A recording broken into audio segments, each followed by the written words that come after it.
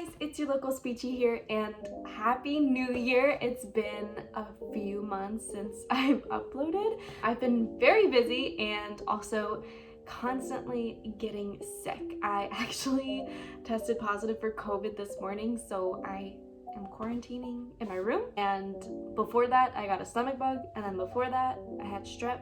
Anyway, I am finally here to give another video. I have been gone for a bit, but I'm excited to say hi to you guys again and just check in. I know it's been a little bit. And check it out, I'm in my new apartment.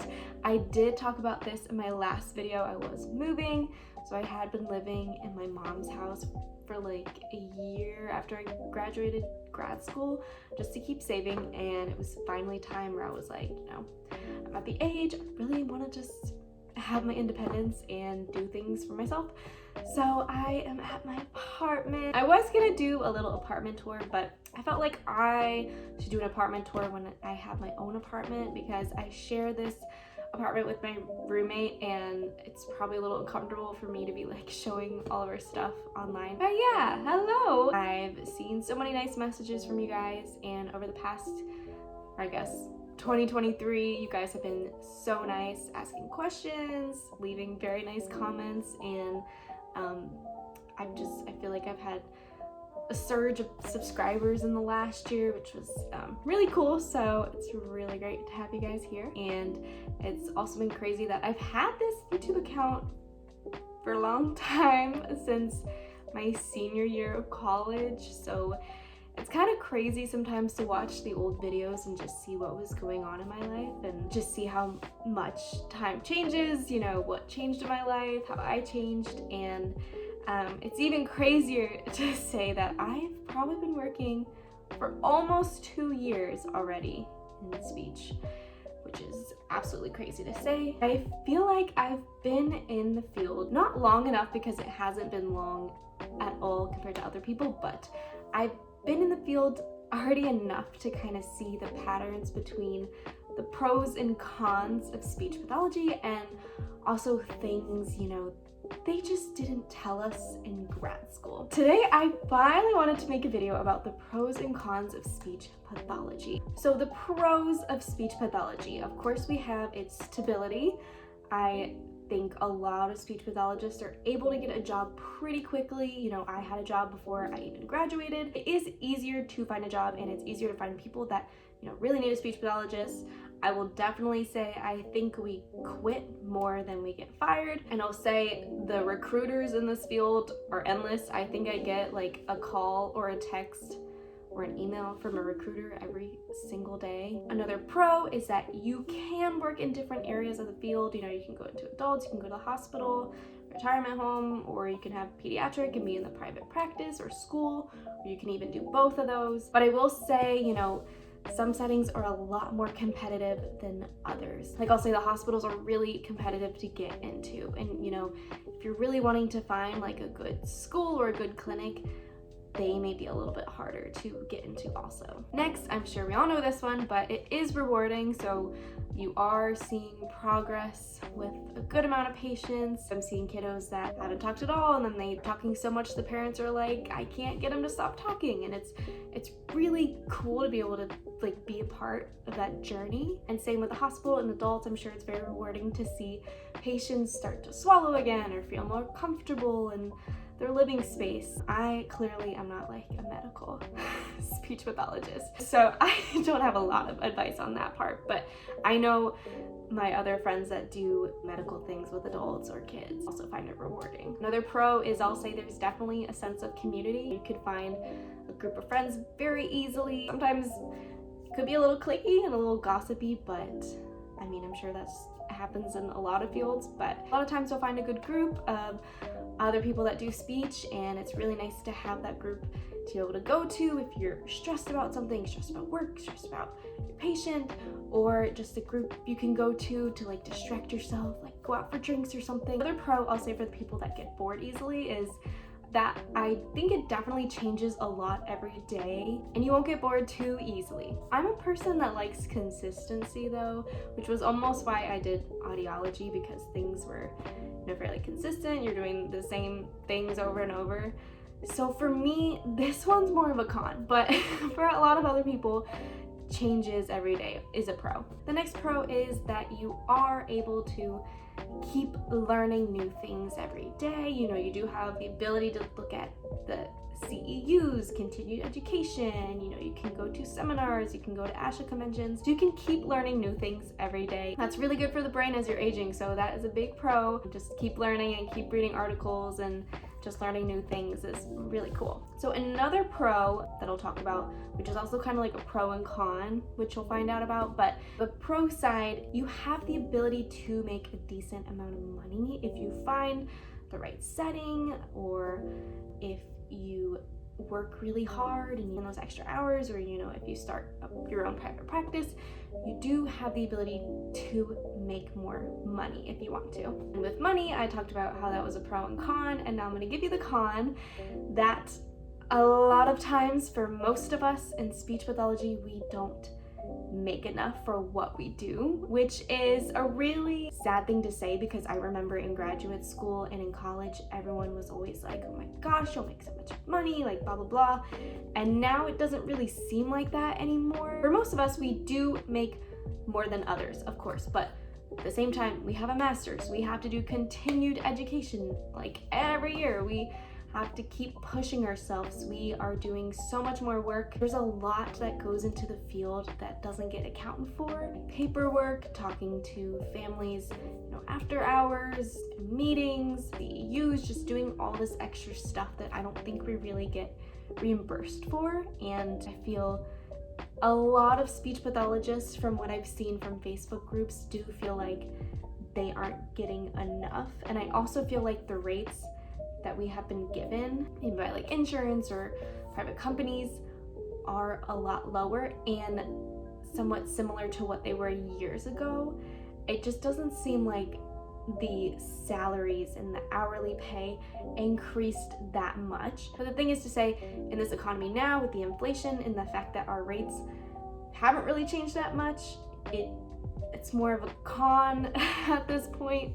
And I wanted to be brutally honest about that one, because I know a lot of friends and myself assumed that we were going to be making a lot more than we were. So yeah, that's why money is kind of a con at this time. Sucks to say, but it is brutally honest, and especially as a CF, you're going to probably not be making a lot either, because a lot of recruiters and hospitals and private companies know that as a CF they would likely take anything, and they don't know how to negotiate like I did.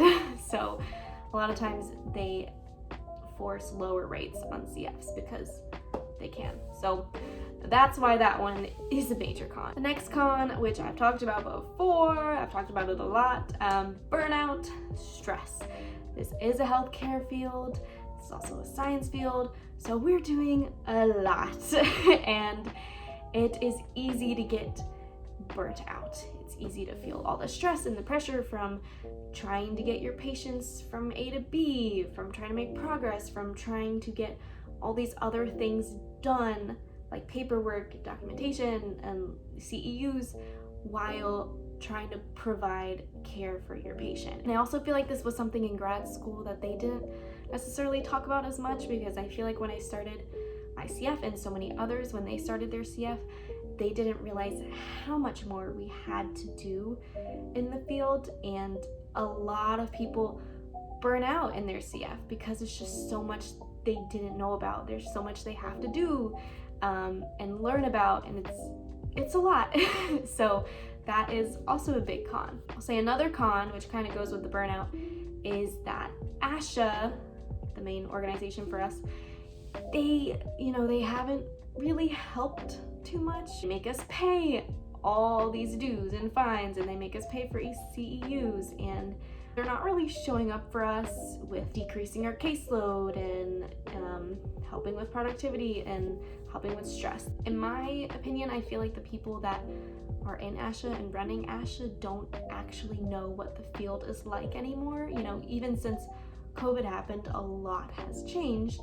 And I've known this because supervisors and other speech pathologists have told me this since they had been working before COVID and after COVID, it's so different, and I don't think ASHA, has really helped with that transition or helped with COVID, or like just money.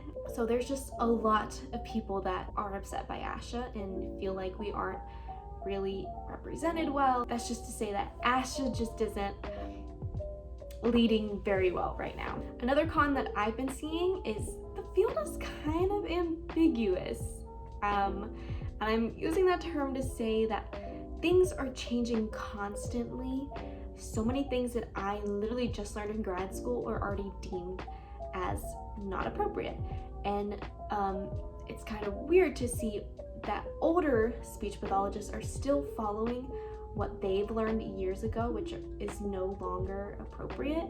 So it's like newer SLPs learning things from grad school and research, and then there's older SLPs that are doing what they kind of want to do, what they've been doing for the past 10 years or so. So it's a lot of like not consistency. There's no consistency, I feel like, in methods. And a lot of times I feel like either research that we have is too old, or research that we have is just not helpful. I don't think I'm explaining this too well, but I'm trying to say that, there's not a consistent proven method for everything. And there isn't enough research. We are too broad of a field. In my opinion, there are too many topics that people can learn and not enough research, and not enough people know about majority of these topics. It's just very ambiguous, and it's even crazy to say that so many people do things differently. Some people don't believe in giving oral motor assessments.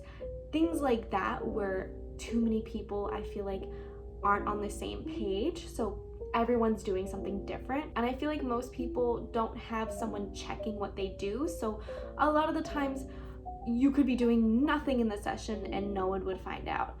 That's what I've seen in my personal opinion. I don't know. Hopefully I explained that well. I don't know if I did. I rambled on that for a while. Okay, so the last con that I could think of that I've been seeing in my personal experience that I really wanted to see when I got into the field, I was promised by a lot of professors in graduate school that I would be able to find a specific niche that I wanted to work with, like a certain population, a certain topic, that I would be able to do that. A lot of my professors were always like, oh my gosh, like I haven't worked on this one subject I didn't like for so many years because I've been working in this subject that I love, like things like that. And I've noticed in my experience that that isn't really a thing. I've definitely been thrown a lot of various cases. I've had a lot of like behavioral cases, a lot of sensory cases, a lot of populations that I personally didn't fully want to work with. I really love articulation and like oral motor, and those are the subjects that I loved in the field. And there's a lot of other cases and diagnoses that I've been thrown that I don't really have a lot of experience in. And especially at the first clinic I was working at, I would bring up these, worries like, oh, I don't really like this population. I think there's someone in this clinic that is a lot more specialized to work with this. I think they should be given this case so they could really fully help. So I've just noticed, at least in the private practice field, which I've been in, you're just kind of thrown whatever case you're given, because a lot of times the people running the clinic, they just really want to get money. And I've noticed, with both clinics that I've worked at, the bosses in the management are a little bit less keen to refer people to other places, where I've gotten a few cases and I think, oh, I think this other clinic would be a lot better for this kid. Like, I don't think I could give them what they need. And a lot of times I noticed that's not really dealt well with. A lot of people aren't able to get into this specific niche that they want to get into. I just felt kind of, confused and lost, because in graduate school they just emphasized niche so much. They emphasize that you would be able to get to do what you want to do, and I don't think that's really a thing in the field as much as they promised it would be. Okay, while I was sitting here, I just remembered another con, and it's about really hard families. So if you work directly with families, if you communicate with them, I've noticed some of the families that I've gotten are really difficult to work with. Sometimes they just say things like they know more than you, or they just don't respect your opinion, or they blatantly disregard whatever you're talking about. Like, there's been so many cases where I'm recommending occupational therapy or recommending a certain service, and I'm saying this kid really needs this and I can't provide that, and since I can't provide that, sessions are not as effective. So I'm like, please get these other services so it can help benefit the kid. And a lot of times the parents don't get those services. You know, a lot of times parents just ignore that. I feel like I've gotten a lot of disrespectful parents even since graduate school. I remember in graduate school we would have this father that would come to the session and he would blatantly sleep in the session. This man would like fart in the middle of the session really loud, and it would like ruin everything. And he would also just snore really loudly. He would get on the phone in the middle of the session. And I've had so many parents that are disrespectful like this, where they take a phone call, where they bring other kids in and it just is really distracting, or, you know, they just don't listen to what I'm saying. There's no carryover. I keep emphasizing certain things and it's not happening, and that makes sessions really hard. It makes it really hard to like talk to these family members when it's just so difficult to work with them, and that definitely impacts, I believe, the cases.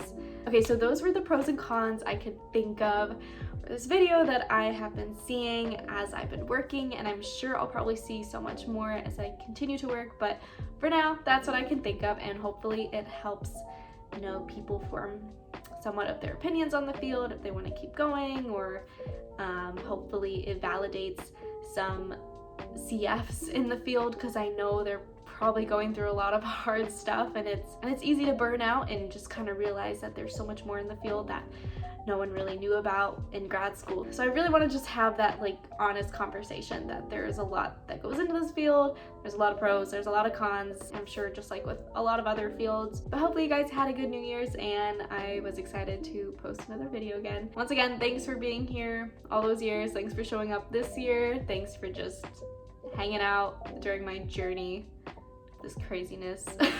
Until next time, bye guys.